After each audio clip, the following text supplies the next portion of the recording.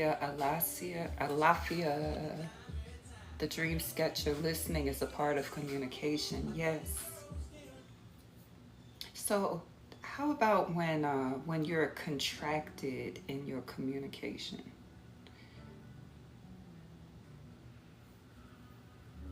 Hey, Chris, how you doing? I want to talk about communicating about your communication when it's difficult, right? So sometimes you are not ready to communicate, right? I don't know. Sometimes you're not ready to communicate. So what can you do? Do you go silent? Do you say nothing is wrong when something is really wrong? Have you ever had someone do that? You ask them what's wrong and they say nothing, but you know something is wrong? you know, have you ever had someone to do that? And what do you wish they had done? For me, I love it when a person says, yes, something is going on with me, but I'm not quite ready to talk about it yet. Because the thing is, if you carry that silent treatment frequency, people around you can detect it, they can feel it, and you will be creating more tension by not saying anything but still giving off the energy. So, how about you say, yes, there is something going on with me, but I'm not quite ready to talk about it yet. And then some people move into fear, right? Into anxiety because, oh Lord, what they mad about now? What did I do wrong? How about saying, hey, you did nothing wrong? It's not even about you. I just need to work through some things within myself. How about that? Or if there is something you feel that they have done wrong, how about this? I do feel some kind of way about something that was said yesterday, but I don't want to blame you. I want to work it out. It's just that I got to get my words together first. What about that? Hey, euphoric dream. I wish they had the emotional capacity to receive what I have to say. Sometimes people cannot hear what you have to say because they're already so full, right?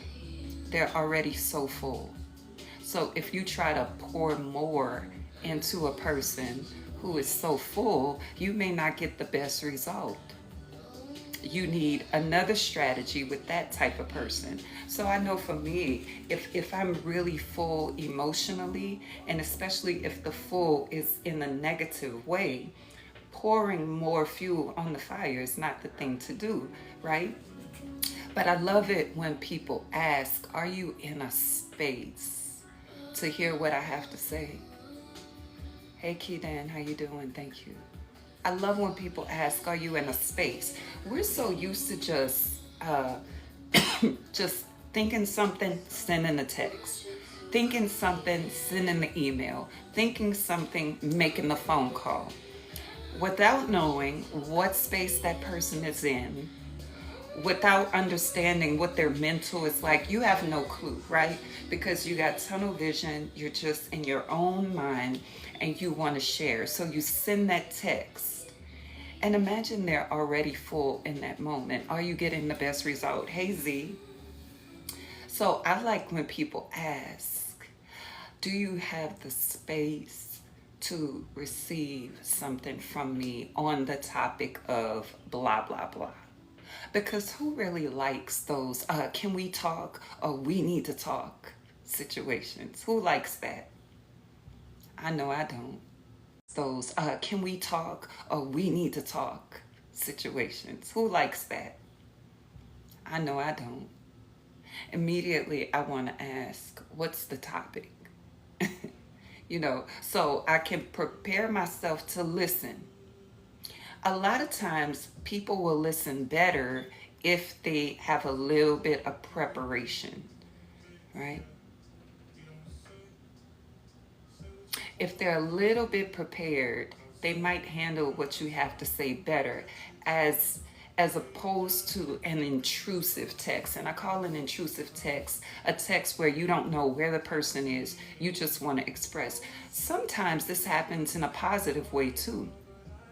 You ever been like really feeling some emotion about somebody, and so you just kind of send the message their way, but you're unaware of where they are, and so you don't really get the response that you were thinking that you would get or hoping for? Have you ever experienced that? I've experienced that where people have said something nice or kind or loving, or um, maybe expressed attraction in some way interpersonally.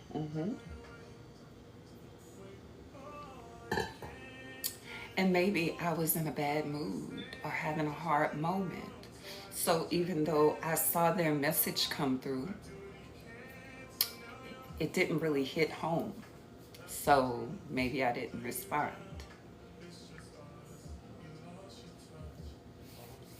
More so than text. Okay.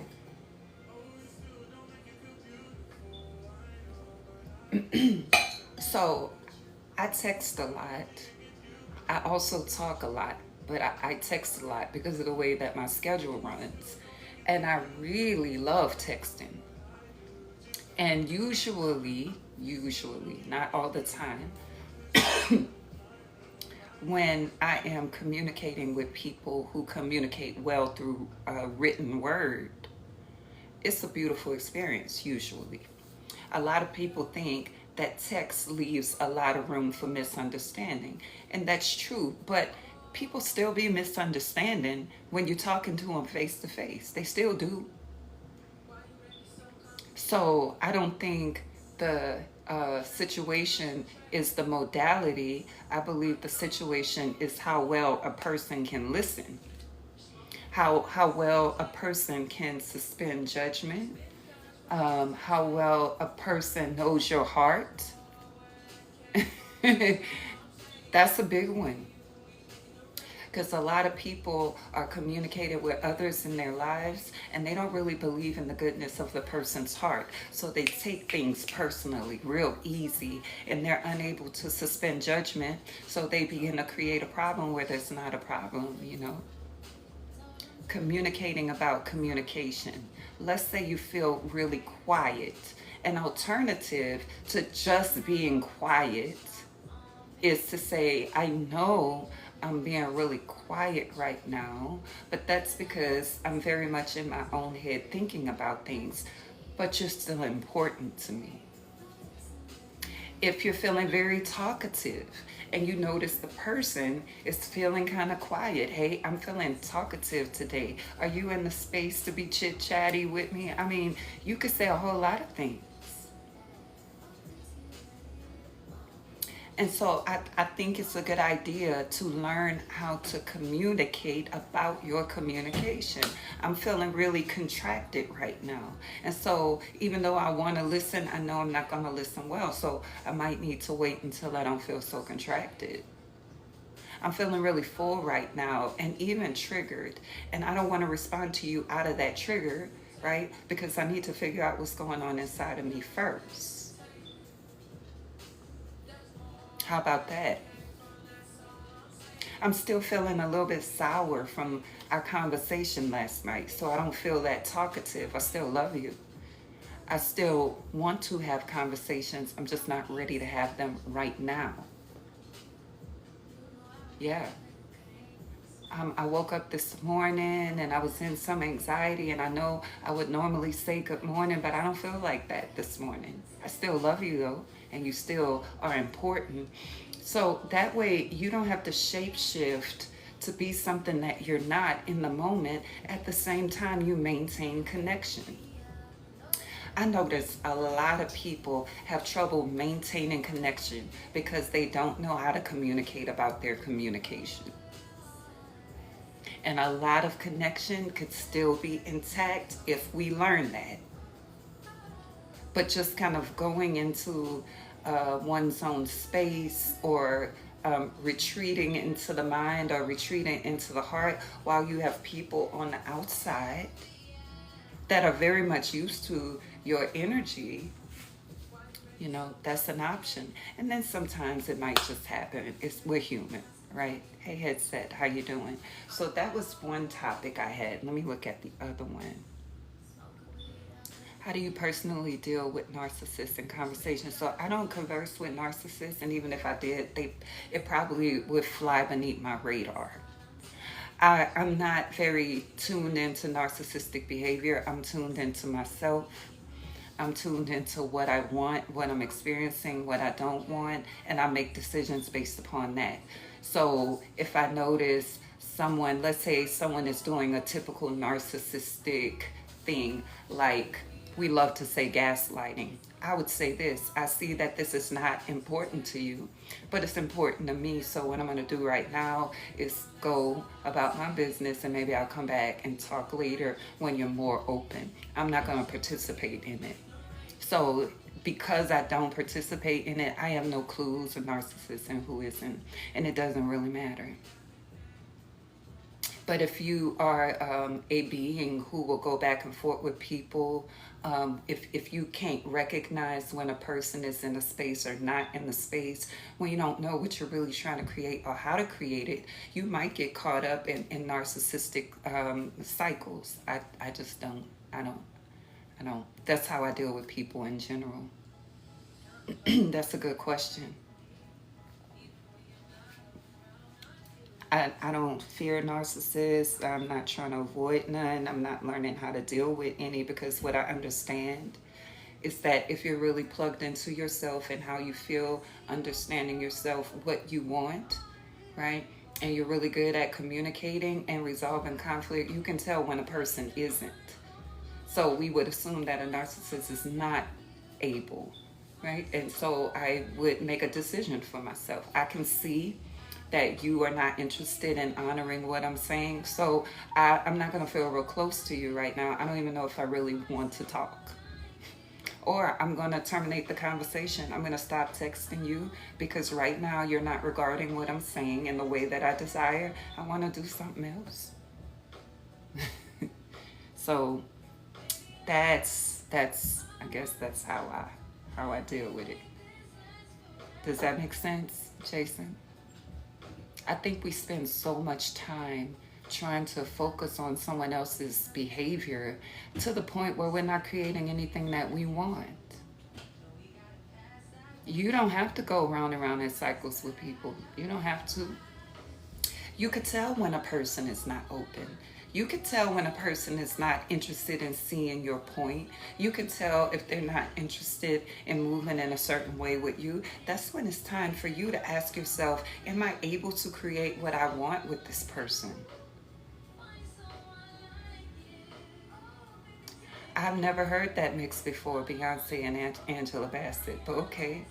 I've heard Erykah Badu and Aaliyah. I've heard Alicia Keys and Erykah Badu, but I never saw Angela Bassett and Beyonce. I'm here for it. I'm here for it.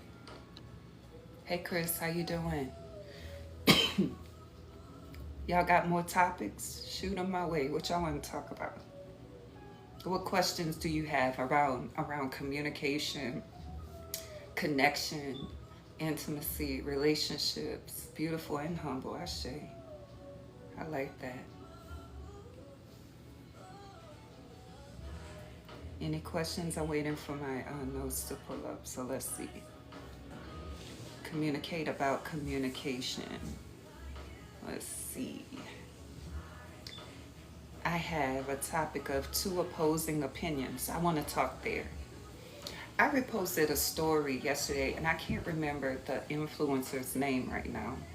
But one of the things that she said was, and it's healthy, this is my paraphrase, it's healthy to want to resolve the conflict rather than look for who's at fault.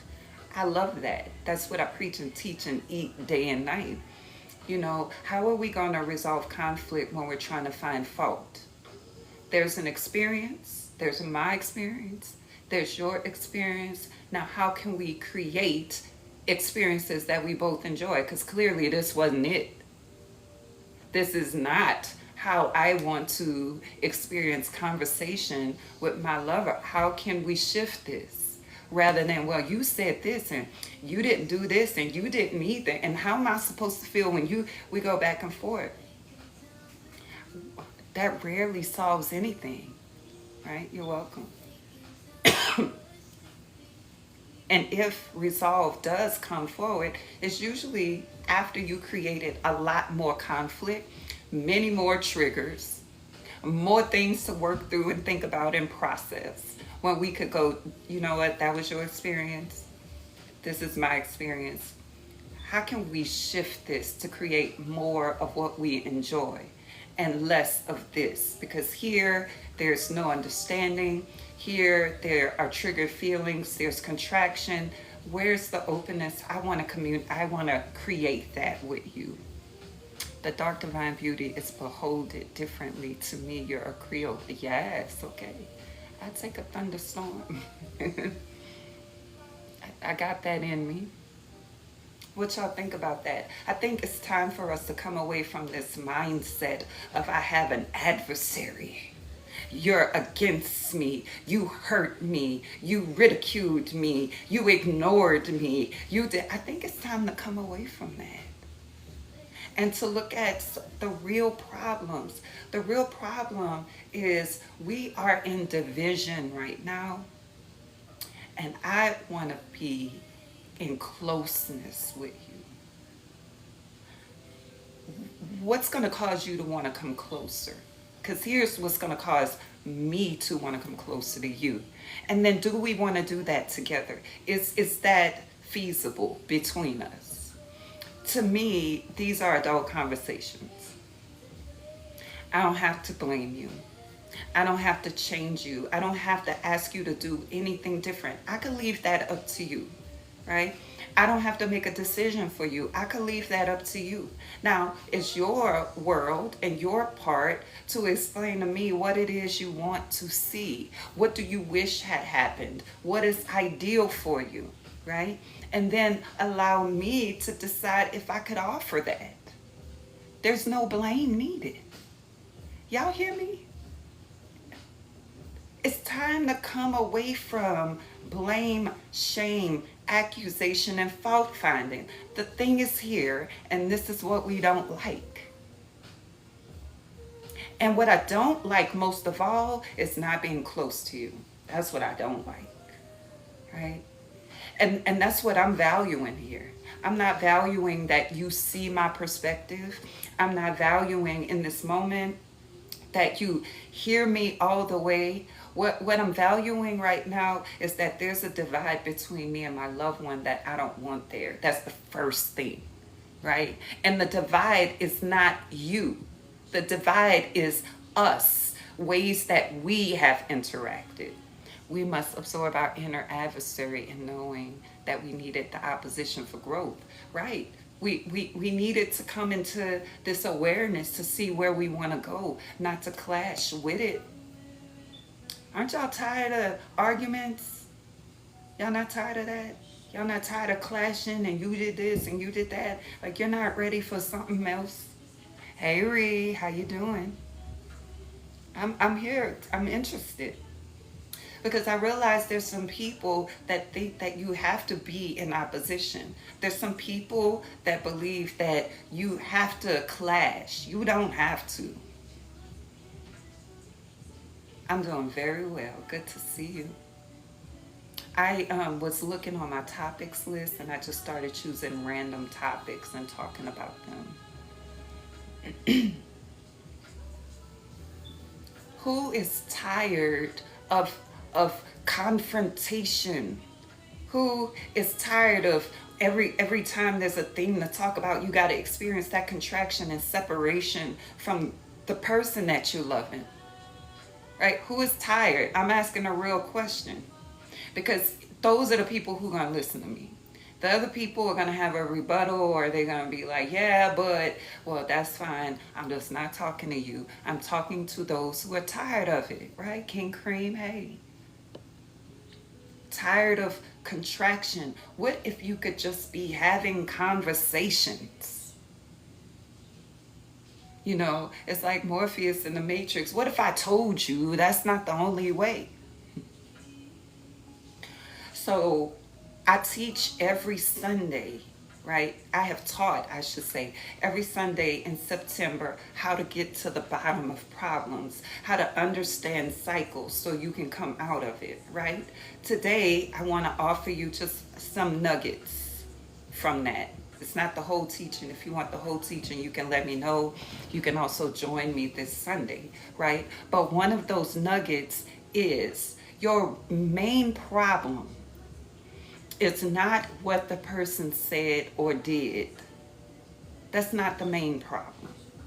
The most basic problem is that you are experiencing separation and you don't like it, right? I'm talking about even before the response happens. I'm backing all the way up, right? Because I'm backing up even before the communication has happened within the person, right? The deepest problem is not that they hung up in your face. The deepest problem is not that they didn't call. The deepest problem is not that it took them hours to respond. The deepest problem is not that they stood up for their mama instead of you. The deepest problem is not that they're not prioritizing you. Those are not the deepest problems. If you look within yourself, you would see that some of the deepest problem is that you are experiencing separation and you don't like it. And what you are about to do is act to reduce the separation. But if you have these dysfunctional patterns, you're about to create more separation. And that's going to become a bigger problem. Can you see that? Whenever you've been mad at someone you loved, the deepest problem was, I love this person so much. I want to be around them. I want them in my sphere. I want their energy. They're important to me. But I'm not creating that with them for whatever reason. Or it's not being created or cultivated right now. And that hurts because I want connection. Can you see that? I want to know, can you see it?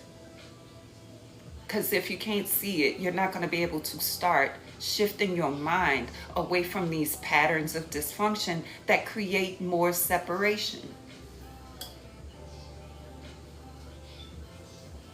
So here's what most people do.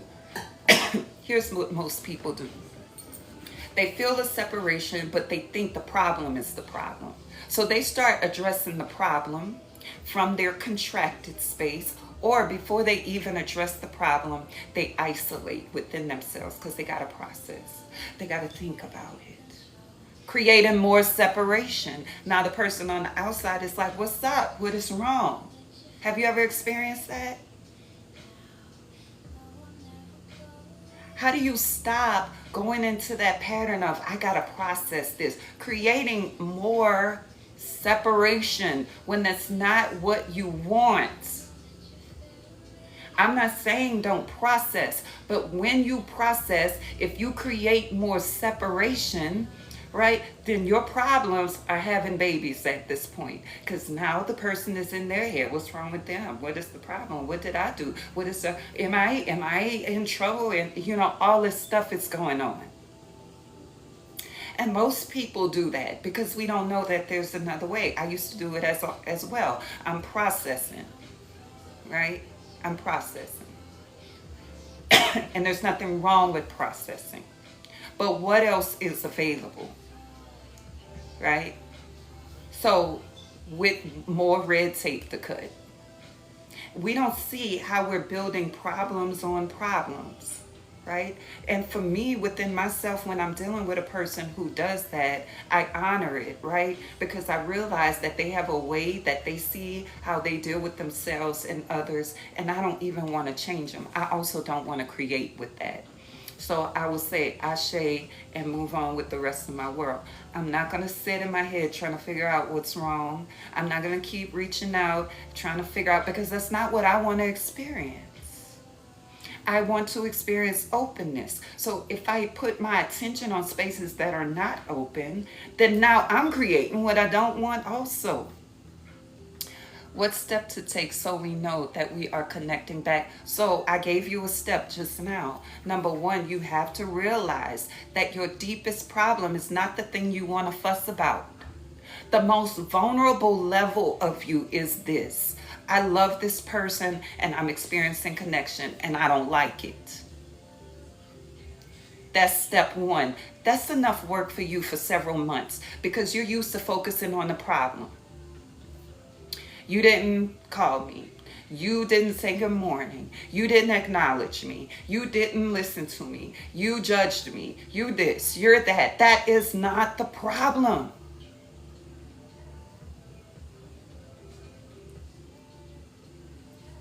And if you realize this, you can stop making this other person your adversary or your enemy, because they're not. They're your loved one. They're the person you really want to be talking to. They're the person you really want to be close to. The problem is you don't know how to achieve that. You only know how to go after the surface part of it. You're on the surface level of your own heart.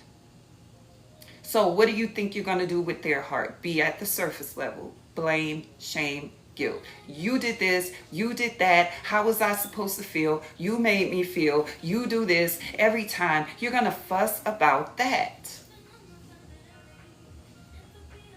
Imagine for a second that you're in a hard space with a person that you love.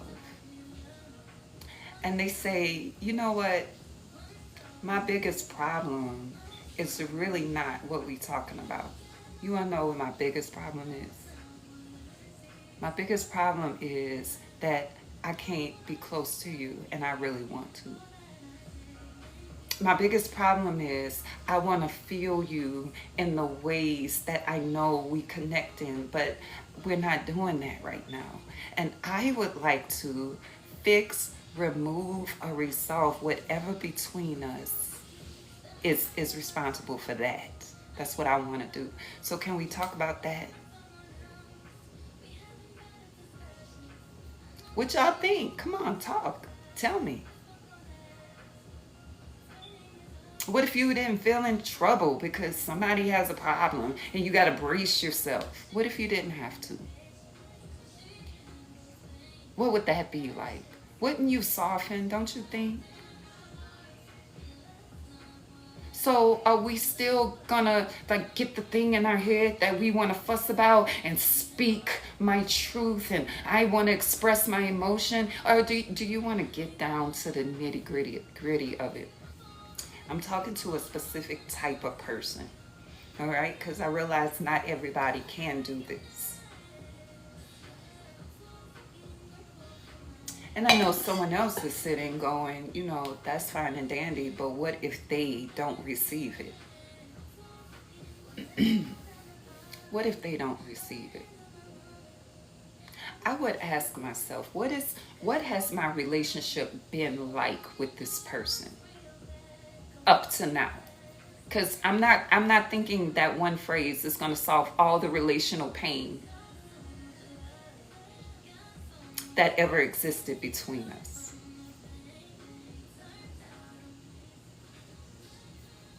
What has my relationship been like?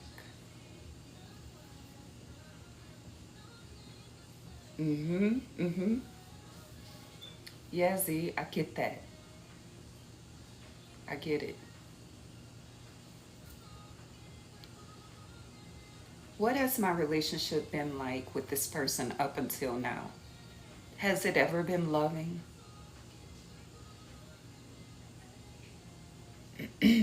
Of course not, Jay. Of course not. We're not doing that. Has this relationship ever been loving? If it was, what things came into play that increased the separation? Okay, then I think you in that pattern and you see what is working, so that's cool. But what changed? What shifted? I'm not talking about what event happened. I'm talking about where did the separation occur for you? Where did you see it happening? right? Not what they did, what makes you feel strong. Where did this separation start? Where did we start approaching one another as enemies? Where did that happen? The next question, what is at the heart of that happening? Okay, I'm trying to take you deeper here. What is at the heart of that happening? Not what they did or what transpired, but what's at the heart of it. What's at the heart of that separation? Let me help you out. So there's some intangibles that are at the heart of that separation. Intangibles like not really knowing one another's heart as well as you thought you did, unrealistic expectations, assumptions, projections, unconscious spaces. Okay? What is at the heart of that separation? Right? So, what we're working on is coming away from approaching loved ones as if they're an adversary with blame, shame, and accusation. Overstepping boundaries, right? So what's that now we go a little farther. What's at the heart of overstepping boundaries? Right? What's at the heart of that? Is it because that person is a bad person and they do that on purpose? Are they unconscious in spaces? Is there a lack of understanding? Right? Is there a lack of clear communication, which leads to accusations and expectations and such? You see, there's a deeper issue here. What's at the heart of it? Okay, so if overstepping boundaries started the feeling of separation, right? What was at the heart of the boundary overstepping? Lack of understanding, lack of clear communication, not knowing one another's heart, not touching one another's heart, not knowing how to do that. Okay? So are we going to fuss about, you overstepped my boundaries, I already told you don't do that, and you keep doing that because you're inconsiderate? We going to fuss right there? No.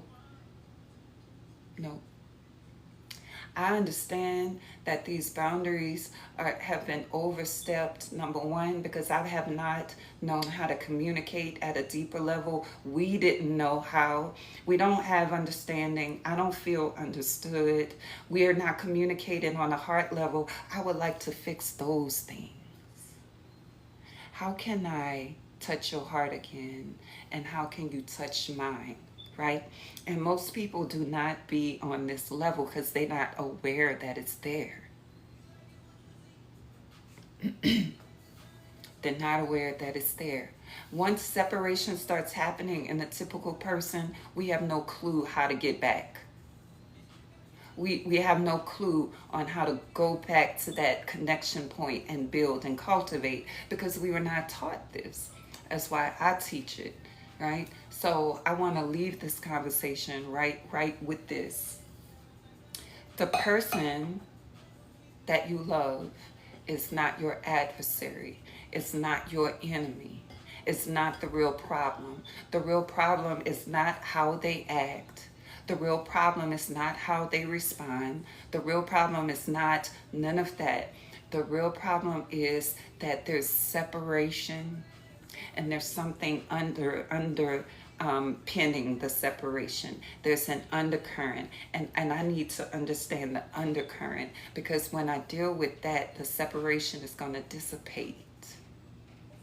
Okay, so you're never really going to get me fussing at a person about the thing that happened. I'm trying to get to the deeper level. Now, if the person doesn't know there's a deeper level, they might be like, you go too far, it's not that deep or something like that. And I'll be like, Ashe. But I'm trying to teach you so you can see it differently and stop creating the separation that really hurts.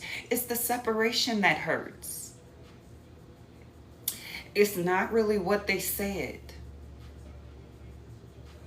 It's not really what they did that hurts.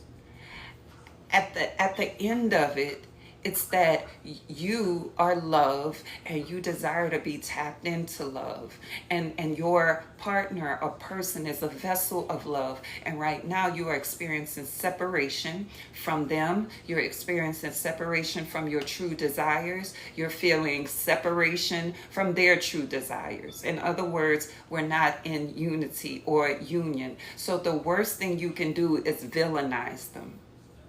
The worst thing that you can do is fuss about they always do this or that, because that's increasing the separation that you don't want. Ashe, Ashe. So I hope something I said today was beneficial. Something hit home and caused you to go, yeah, I want to try that. I want to do something different. Like I said, this is for people who are tired of relational conflict and they want closeness. The average person will say they want closeness, but really create more conflict and more separation unconsciously. Ashe, thank y'all for being here this morning. Do you feel equipped with at least one thing that you could do differently for yourself? You're welcome. This is not for them, it's for yourself, you know? And let's say you were very vulnerable and you said, babe, I could fuss about this, I could fuss about that, but that wouldn't even be the real problem. The deepest problem is I want to be next to you, but I'm over here. The deepest problem is I want to be how we were, but we're not. That's the deepest problem. And so I just want to remove, resolve, fix whatever we got to do, right, between us to restore that. Do you want that? Ooh, I want to hear what it is. That's where I want to be with you. I don't want to be on the surface with you. I don't want to villainize you. I don't want to do none of that. I'm tired of it. I don't like it. Because that's not who you are to me. So can we work on this level and we'll address everything. We'll address everything. We're not overlooking anything.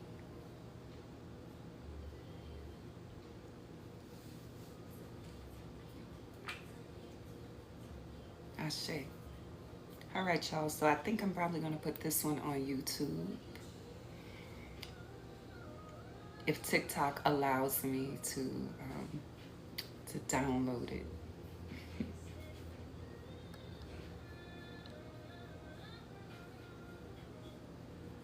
You're welcome, CE.